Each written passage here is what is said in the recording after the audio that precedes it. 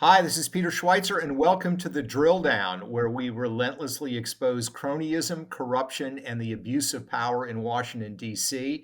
I'm joining you today from a remote beach location. That means somebody has to be minding the store back home, and that, of course, is Eric Eggers, and this happens to be his birthday. Eric, how are you doing today?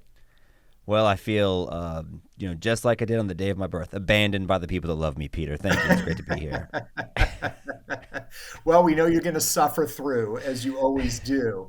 Now, Eric, I want you to think about the current debate that we're having about this debt ceiling bill that has been passed by a large majority in the House and in the Senate and signed by President Biden. And I want you to imagine if you had your uncle's credit card and you could spend whatever amount you wanted without consequence. What's your first buy?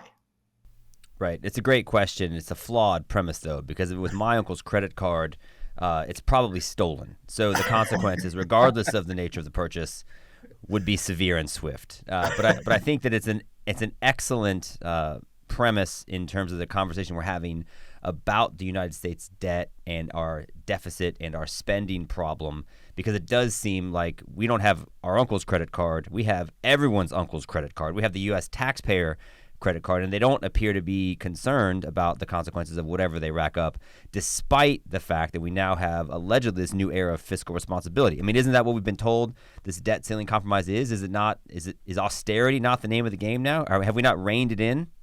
Oh, absolutely. Well, it's called the Fiscal Responsibility Act, after all. And the problem is, of course, that this is a problem that's gone on for decades. And while I know your spending habits, I would certainly trust you with my credit card before I would the US Congress. And that's the problem that we face today. The national debt is now the same size as our gross domestic product. That basically means if you have a credit card debt, that is the same rate as your income. That's pretty much what our federal government has done, and it's going to continue to skyrocket. Yeah, like so it's the equivalent of you owing as much in credit card debt as you would be reasonably expected to make in 1 year. Exactly right, and that's kind of Yeah. where we are today. So let's talk about this deal, Eric. What's your sense? Who are the winners and losers, and what's your sense on whether this deal accomplishes anything positive for America's taxpayers? Well, I think that there are some winners, right? I mean, I think there's some winners, and then there's the real winners who didn't actually suffer any consequences. It's ironic that we talk about the taxpayers footing the bill. So in some sense, that they're a winner in a couple different ways. Number one, it does cap future growth on spending. So while it doesn't cap the actual spending, it caps how much the spending can increase moving forward, which, considering the fact that there was no previous cap, we'll take a small win if we can get it.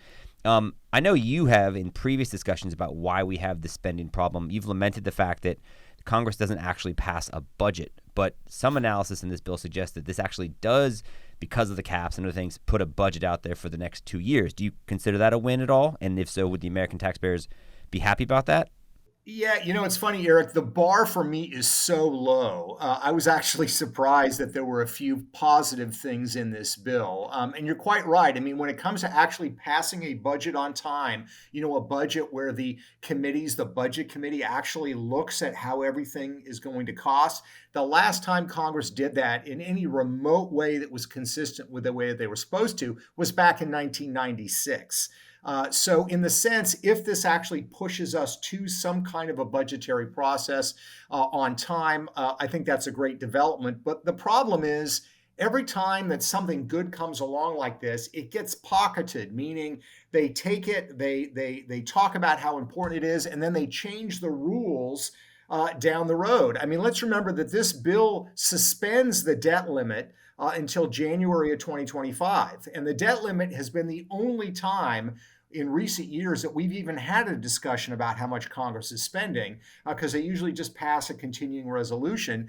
And of course, this bill, the so-called Fiscal Responsibility Act, actually authorizes the expanding of our national debt by some $3 to $4 trillion between now and January of 2025. So I'm not holding my breath that this is going to lead to some turning point towards responsibility, unfortunately. Well, you could be, even though you're at the beach, you can be Mr. Clouds and Rain. I'm going to be Mr. Sunshine because, let's be honest, my tan is better. But I think that I think that there are some positives. But I get what you're saying about, they can always sort of play fast and loose. I do think that there was some hesitancy about, well, what will this House Republican reign look like, especially with all the votes it took to confirm Kevin McCarthy as Speaker? Are these guys going to actually govern? Are they going to do stuff that put some wins on the board for conservatives and for the taxpayer and for fiscal responsibility? Or are they, as some critics have suggested, are they just interested in getting on TV? So I do think the fact that they've been able to secure some of these wins, I mean, if you're a conservative and you're concerned about the growth of spending and the growth of the government, there are some things to like here. You got COVID relief funds that are being rescinded to the tune of $28 billion. Talk about the taxpayers being winners in more way than one. We've got cuts to IRS funding. It's going to repurpose $10 billion from 2024 budget and another $10 billion from 2025. So that was one of the big talking points about how much money was going to the IRS and for all these new agents. We saw videos of training when they had guns and things of this nature. So maybe the IRS will be scaled back some, and student loan repayments are going to resume again. And so I think things that have been talking points for conservatives that don't like where we've been going under the Joe Biden economy, some of those are going away. Now, some things aren't going away, like runaway defense spending, and we'll get to that in a little bit. But I do think that there are some things that Republicans can reasonably claim victory over. No, you're right. And there were a couple of other add-ons in addition to the fiscal side of this. There are work requirements for food stamps and welfare that to some extent have expanded. It used to be to get, food stamps and welfare, you had to be working 20 hours a week up to the age of 50. That's now been increased to age 54. I still think that's kind of low. But this bill also creates exemptions for these work requirements. That includes the homeless, veterans, and 18 to 24-year-olds that were in foster care when they were 18. And my point is that these work requirements are an opportunity to really help people. I mean, work gives people a sense of accomplishment, a sense of creating goals. It creates skill opportunities, and it moves them away from dependency, which I think is really depressing and demoralizing to people. Okay, but charitable frame on this, Peter. While you're right that it would be nice to have some work requirements in there for these 18 to 24-year-olds, I think they did at least remove the language that EBT or welfare fraud counts as work that would then qualify for more EBT benefits, which I think was a Democrat proposal. So, I think that it wasn't the worst case scenario. Right, exactly. And look, here's the thing. You can't make the perfect the enemy of the good. Again, this is better than I thought it was going to be, but I'm still very disappointed. And the bottom line is, you are looking at, clawing back tens of billions of dollars in COVID money. You're talking about cuts to the IRS. But again, let's remember the context. We're in an era where our budget is in trillions, not billions. And I think that creates areas of concern. Another victory, of course, is that the permitting process for some energy projects is now going to be simplified. Again, the fact that this has to be added to a debt ceiling bill just shows you how crazy things are in Washington. But Eric, you talked about defense spending, the fact that defense spending was not included here in terms of any caps on spending. And I have to tell you, I mean, this is kind of a frustrating point for me as well. I'm, one of the most hawkish people out there saying we've got to have strong defense. We've got to protect ourselves. We've got to look out for our interests. But, honestly, how can we have an honest debate about spending and cutting spending if we're going to exclude the military? It just seems to me a non-starter. And this fantasy land that some people that are on the conservative side have, that we're going to cut everything else, but there's going to be no cut to defense, that bill is never going to pass in a million years. And as you pointed out before, there's a lot of spending on the military side that is waste and frankly fraud. So let me ask you about that, actually, because you're right. And for people that don't know, for people that only know your last decade worth of culture and news breaking works, one of the first books you did was with Reagan's defense secretary, Caspar Weinberger, if I'm not wrong. So he was a mentor of yours. So you have worked with a former defense secretary. What do you think he would say? And what do you think people you could make the argument Ronald Reagan invented inflated defense spending as a way of winning the Cold War. What do you think those people would say about where we are today? Is it not just the same thing that they started? Well, I think it's a measure of what you have as a military establishment. When Reagan came into office, of course, it came after the lean years of Jimmy Carter. And look at spending as a level of gross domestic product was very, very low by historic standards. And he raised it, and we had a Soviet military threat. I know we have a rising threat from China. I know there are issues of concern with Russia and Iran, et cetera. But there was a chairman of the Joint Chiefs of Staff a few years ago that was asked, what is the number one national security threat to the United States? He didn't mention China. He didn't mention Russia. He didn't mention global warming. He mentioned massive debt. And so we have to acknowledge and accept the fact that you in order to finance a military, you have to be in a fiscal shape to be able to do so.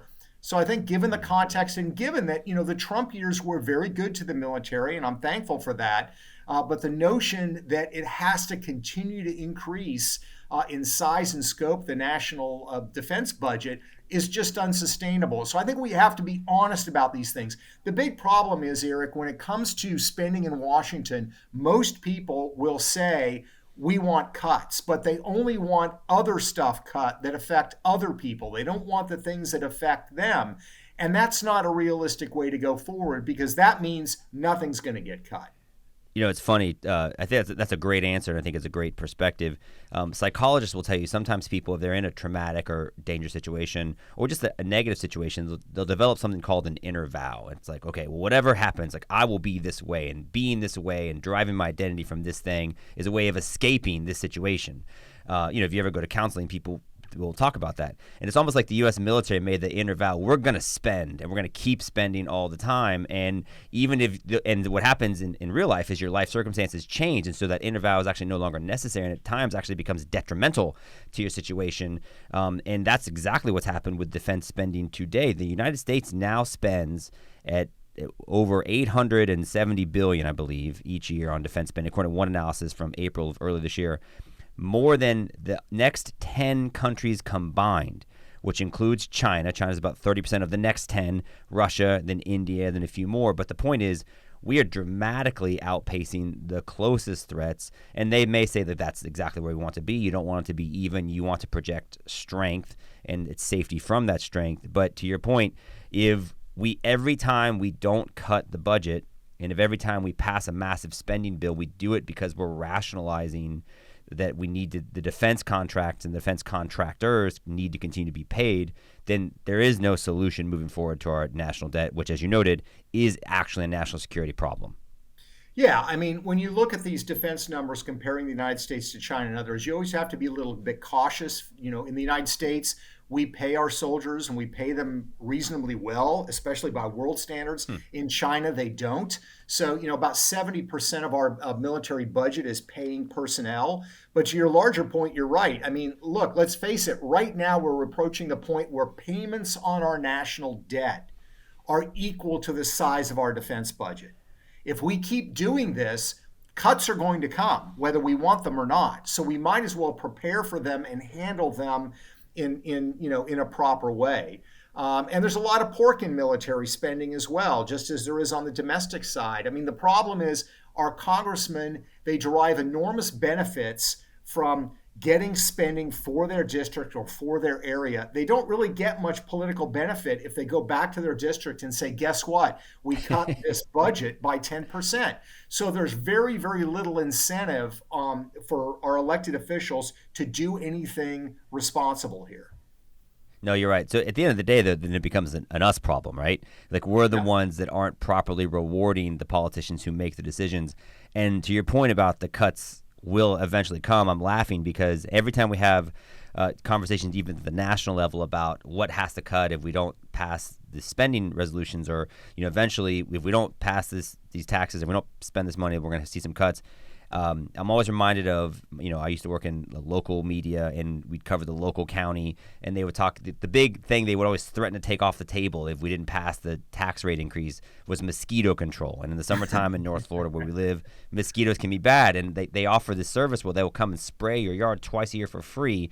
And they say, listen, if we don't pass this tax rate, we're going to have to cut mosquito control. So recently, we were sitting outside, and it was quite buggy. I was like, hey, that's okay if we can just call the county and get the mosquito control to come out. Well, it turns out that's actually a service they cut. So to your point, eventually the cuts do come. They're like, Yeah. we told you.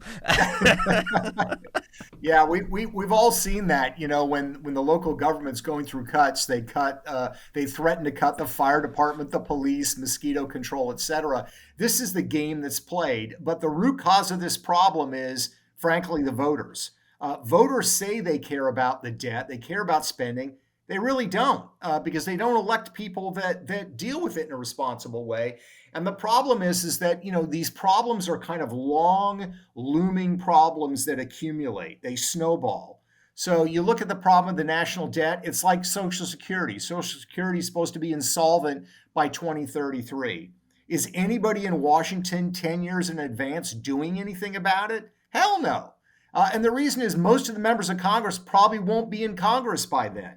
So, what's the point of bearing the political cost of having to make difficult choices on how to make Social Security solvent? So it's like this long moving train wreck, Eric. They see it's coming. The bridge is out. The train's going to fall off the bridge. But you know what? I'm going to get off on the stop before it actually happens. So I'm not going to say anything about it. Well, and to your point, like the deal that was recently struck that does raise the debt limit, which allows for the continuing spending problem that we have in this country to happen for the next couple of years. Notice that it continues until January 1st of 2025.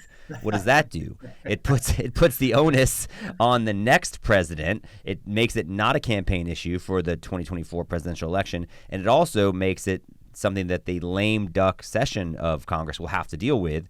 So you're absolutely right. These members of Congress are, you could say, while there are elements here that sort of have the patina or aroma of fiscal responsibility, in fact, it is, I think, unfortunately, them continuing to kick the can down the road and make it somebody else's problem. Yeah, well, exactly. And we know that when it comes to deals, there's got to be compromise on both sides. But I got to tell you, I think Joe Biden got a big political favor here. He's not going to have to deal with this thorny issue of spending. There are opportunities. There's lots of wiggle room. And this is not going to be an issue until January of 2025, when he hopes he's still going to be in the White House preparing for a new term. And so the Republicans, came in April. They had a very aggressive growth plan agenda, and it was essentially jettisoned. They got a little bit of it. They got the permitting. They got some expansion of work requirements on welfare. Everything else they pretty much gave away.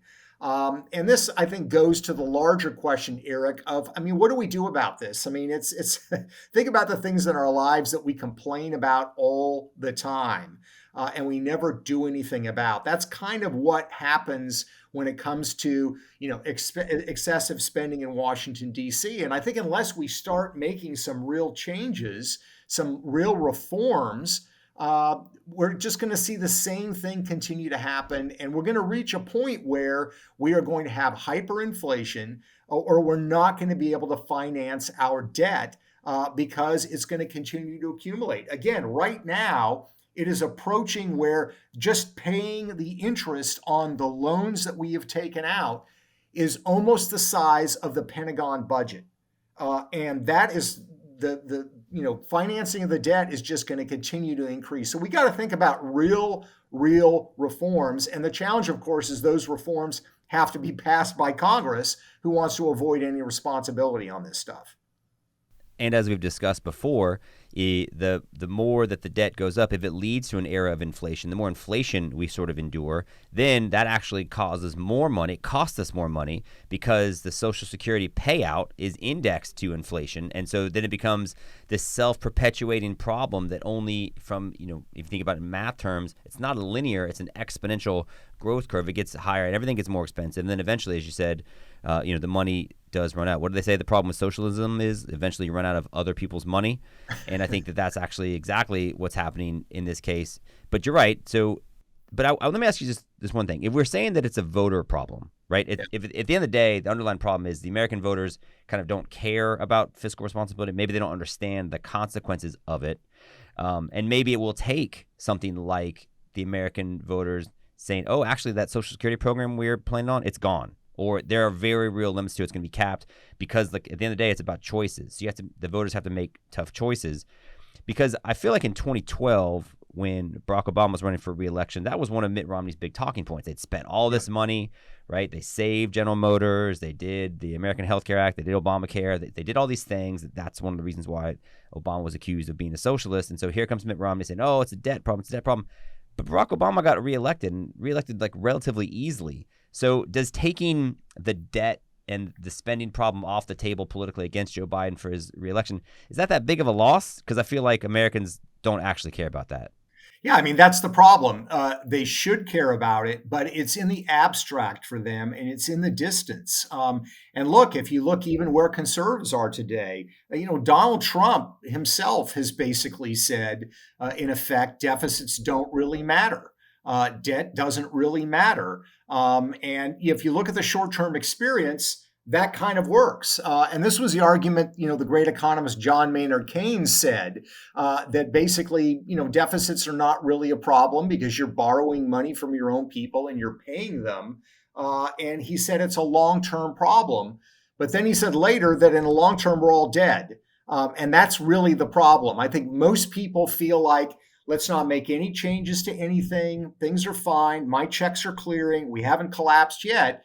And this problem is just going to kind of accumulate. And so what you need leadership in Washington. You need people to step forward to bite the bullet. And I think one of the ways to do that, Eric, is to force members of Congress to address these issues. Even if voters don't grasp the magnitude of the problem, by the time voters grasp that problem, it's going to be almost too late. I mean, we're going to have to take draconian measures to do so. So, a couple of ideas that have been floated is one is to force members of Congress to be fiduciaries.